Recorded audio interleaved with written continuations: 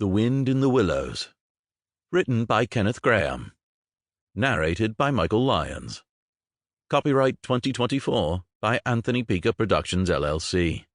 Production copyright 2024 by Anthony Pica Productions LLC.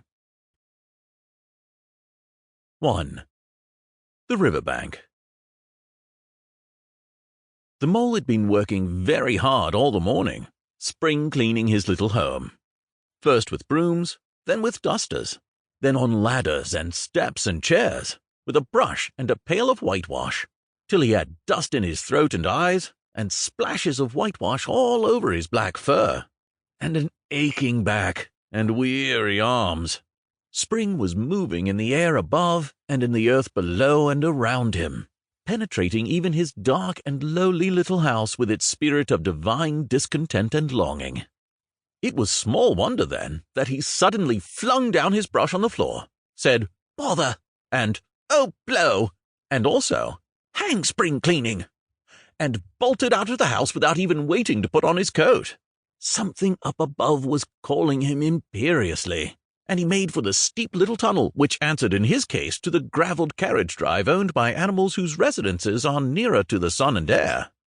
So he scraped and scratched and scrabbled and scrooged, and then he scrooged again and scrabbled and scratched and scraped, working busily with his little paws and muttering to himself, up we go, till at last, pop, his snout came out into the sunlight, and he found himself rolling in the warm grass of a great meadow.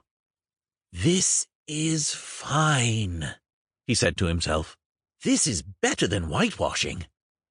The sunshine struck hot on his fur, soft breezes caressed his heated brow, and after the seclusion of the cellarage he had lived in so long, the carol of happy birds fell on his dulled hearing almost like a shout.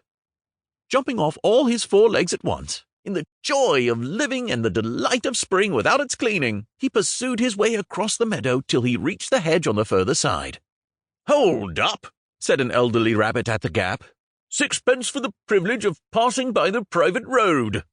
He was bowled over in an instant by the impatient and contemptuous mole, who trotted along the side of the hedge, chaffing at the other rabbits as they peered hurriedly from their holes to see what the row was about. "Onion sauce! Onion sauce!" he remarked jeeringly, and was gone before they could think of a thoroughly satisfactory reply. Then they all started grumbling at each other. "How stupid you are! Why didn't you tell him? Why didn't you say? You might have reminded him," and so on, in the usual way.